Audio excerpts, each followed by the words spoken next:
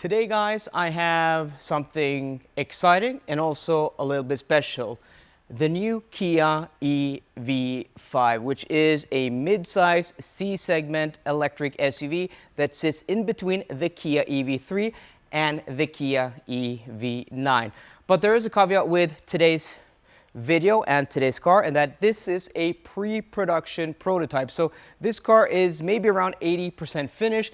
So when it comes to the details and the materials and also color choices and stuff like that, there may be differences, and also the quality of this car, because it is a pre-production, is not up to serial production spec. So, you know, there may be things here and there that isn't 100% as they should be once the car hits serial production. And this being Kia, quality is impeccable. So if there's something you see, just ignore it, guys, because that's not going to make it into the final production. So without further ado, let's take a deep tour, a full in-depth view and look of the Kia EV5. So let's start off with the front end design, and this is an evolution of Kia's newest design language we first saw with the EV6, but maybe the biggest transformation we saw till the EV9. This square-off shape with these cool star map headlights. The car we have today is a GT line, top of the spec, but it is missing a thing, and that is a light bar that is supposed to go here. Again, pre-production, a prototype, so this car is not final. But I'm really liking this square-off shape, this modern Range Rover vibe, and you know, these crazy cool DRL signatures. I mean, this is just completely insane that, you know, this brand Kia, which, you know, 20, 30 years ago made cars that were subpar. I mean, my very first job as a 14-year-old was at a Kia dealer in the cleaning and washing bay for new cars. That was my Saturday job. And I remember, you know, the Kia Sephias, the Kia whatever at the time were not cool looking like this thing, and also didn't have interiors as nice as this. So this is just so cool to see the transformation from I was a kid until now, to see how Kia have evolved their design language, and they are so bold. I mean, they're doing things that we don't see other manufacturers doing. I really like, you know, again, the star map headlight design, and also, you know, these creases and bulges and this cool, you know, aluminum style Kia logo. This being a black car, it does hide some of the details, but you know, we have lacquer details down below. We have the headlights here down also, which seems to be, you know, the theme and the fashion nowadays, to have the headlights separated from the DRLs. Here they're more like inside them. And also, you know, you just have these clean big surfaces. It is just a really cool design. And also, you know, size-wise, again, this is about 30 centimeters longer than an EV3 and about 40 centimeters shorter than an EV9, where the EV9 is a very big and imposing vehicle stepping up to it. This is more, you know, a sizable size. This car just makes sense, but at the same time, it has, you know, that traditional three-box design. So this is unmistakably an SUV, in my opinion. If you like the content I make here on the channel and want to support my videos, you can join my Patreon in the link down below. All contributions, big or small, is highly appreciated, so thank you very much. In profile, you guys can see that this is very much a traditional three-box design, or a two-box SUV design. Very square, very unmistakably an SUV, and not a crossover like something, for example, like the EV6 from Kia. This is more traditional SUV, and I really like it. Personally, I think people like, you know, cars when they are easy to define, and I think this is a car that is very easy to define. And it may look big standing next to it, you know, it feels a nice size, but the dimensions aren't too bad. 4.6 meters long, 1.88 meters wide, with a wheelbase of 2,750 millimeters. So size-wise, it is actually smaller than the MBB platform competitors when it comes to its overall length, and also the Tesla Model Y by quite a bit. But because it is big and boxy and tall, ground clearance almost 17 centimeters, you're going to get a lot of interior storage. When it comes to the trunk and the front size and the cargo capacity, this is class leading. It is really impressive, the packaging here, and also I really like the look of it. This is like a modern Range Rover, but from Korea. Different, but cool, but yeah, I really like it. The rear end of the EV5 is different to anything we've seen from Kia. As of late, this is more of an evolution of their rear light design than we've seen with the EV3, EV6 or EV9. This almost looks a little bit Polestar 2 with the way these lights hook around. I mean, they're exactly the same as the Polestar 2, or you know, a little bit close to the Volvo ES90, which I don't mind. I think those have really great rear end designs. I still think, you know, Kia, they're a little bit heavy over the rear, where, you know, if this bumper was further out, it wouldn't feel that heavy over the rear. But overall, I think it is an interesting design. But let's take a look at the trunk and the cargo bay, because that is more interesting than the rear design of this, in my opinion. Okay, so behind the second row, we have 566 liters, which is 14 liters shy of the class-leading Skoda Enyaq. And I don't think that is bad at all.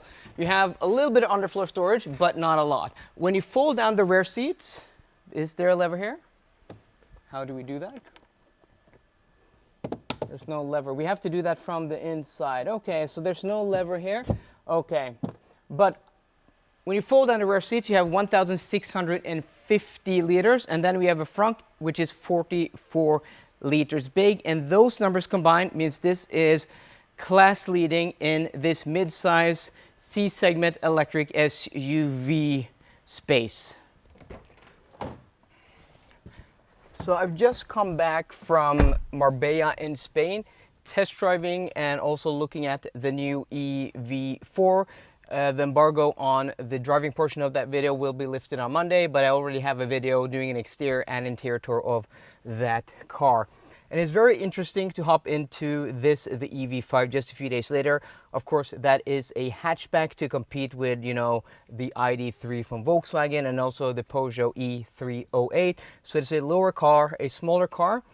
But I think, you know, this skateboard type of battery in the floor platform we've seen with electric cars does work better with SUVs when it comes to packaging, because I have a nice driving position here. You know, I can probably even put the seat lower. Well, I can't put the seat lower, but okay. It's low enough for me because this is an SUV. Maybe I would even put it a little bit higher.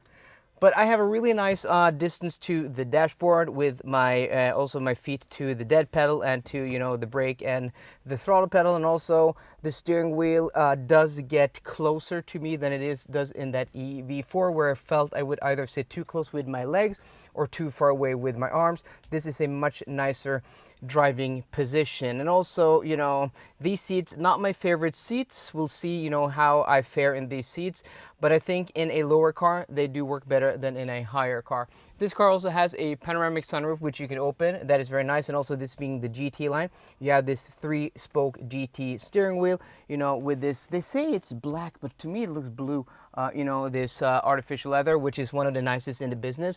But the pattern here isn't as exciting or as cool as we saw in the EV4 GT line. So we have the panoramic view infotainment system with a 12.3-inch driver display in front of the driver. You also have, you know, a shortcut menu here to the HVAC controls, which you can expand pressing, you know, this button here. And also you have a 12.3-inch infotainment display there, a 12-inch head-up display. So here you do have enough displays. And also, Kia really like buttons, and I like buttons because when it comes to ergonomics and just the user experience, this may not be, you know, my favorite infotainment system. This may not be my, you know, the best driver display cluster in my opinion, but the combination of it being good enough and having physical buttons everywhere means this is one of the best interior ergonomic experiences in my opinion, because you have, you know, your ADAS controls here, you have your audio and media on this side of the steering wheel, you have your drive modes there, you have normal stocks, your gear selector here, and then you have, you know, a whole bunch of shortcut buttons there. So you have some haptic, you know, shortcut buttons here for your infotainment system. And you have physical HVAC buttons here and a volume scroll wheel there. You have, window switches, mirror switches. You have your heated steering wheel, your heated seats, your cool seats, your memory settings. Yeah, this is pretty much as good as it gets, except for some of the German brands. Like, this is one of the best user ergonomic experiences in my opinion. I really like the greenhouse here. You have a lot of glass around you, so it does feel airy and spacious. And also, that exterior hood with those bulges, it feels very much like I'm driving a proper SUV and something like a Range Rover. So from the driver's seat, this is pretty much one of the best SUV experiences in this segment, in my opinion, at the moment. Now, this is where I think people are going to rather choose this car compared to the EV3 or the EV4, and that is the rear seat experience. Because compared to that EV3, you have the same amount of legroom. I'm sitting behind myself. I'm 5'11", 180 centimeters, and I actually think I have a little bit more legroom behind my driving position here than I have in that EV4. There's no less, at least, even though this is on a shorter wheelbase. But the real thing in this car, which is so much better than the EV4, is the rear seating position. Because first off, the floor is the same height, but because this is an SUV and a taller body, the base of the seat is much higher. So I have a proper nice seating position with proper under thigh support. But not just that, I can also slide my feet under the front seat. And remember, this was sat almost all the way down, and I have massive amounts of space here. So for rear passengers, especially for longer trips, there's no doubt in my mind which car I would choose, this over the EV4. And then you have the middle seat. Yeah, maybe not the most, comfortable seating position, but again, there's massive amounts of headroom here, even for taller people in the middle. Not the most comfortable, but for shorter trips, that is not a problem at all. And also, these large rear windows, you have almost, stage seating here, so kids are gonna have a great view out of that front windshield. Yeah, this is looking to be one of the best interiors in this segment, much more roomy than a Tesla Model Y, for example. Yeah, this is just pretty nice, in my opinion. From what we've looked at today, I think this is a very impressive and exciting offering from Kia. Without even having test driven this, I'm pretty sure they're going to sell a lot of these, and as a packaging exercise, I think this is probably the best electric SUV in the C segment, in the midsize segment there is at the moment. And it does help the case that it looks great. I love the 3-box, this traditional SUV design. The interior is great. But before I say that this is a runaway victory, there are a few things. Kia have to price this correctly, because this is a very, if not the most competitive segment in the EV segment in the world. And especially here in Europe, there are so many competitors. So I think the battery pack size here may be on the smaller side of what I would like, because of the WLTP rated range of only 530 kilometers with front wheel drive. When this car comes with all-wheel drive, that may drop to less than 500 kilometers, which is quite a bit less than the Tesla Model Y or the Skoda Enyaq. But in real-world testing, Kia have shown to be some of the most efficient platforms and EVs in my testing here on the channel. And the last thing, which I think is its biggest weakness, is this on a 400-volt architecture, only offering charging speeds with these batteries up towards 150 kilowatts, meaning 10 to 80% in 30 minutes, while the competitors with better range, similar sized battery packs, also on 400-volt architectures, are able to offer 10 to 80% charge times of 25 minutes in less. And this being a brand new car in 2025, I think, and even 2026 when this car comes with all-wheel drive, I think that is just not good enough. I just went to the IAA. I have a few videos on exciting cars there, both expensive and cheap, and it seems to be the trend moving forward now that 10 to 80% in 20 minutes is the new norm. Not 30, not 25, but 20. So I think it is a little bit of a missed opportunity, where when it comes to charging, if you care about this, if you care about that, this may be already outdated before it even comes to the market. But I'm curious to see what you think down below. Do you think this as a package, as a family car, outweighs, the positive here, outweighs the negatives I just talked about? Let me know in the comment section down below. So I hope you enjoyed today's video. If you did, please drop me a thumbs up down below. And for more car content, as always, please subscribe. See you guys later and goodbye.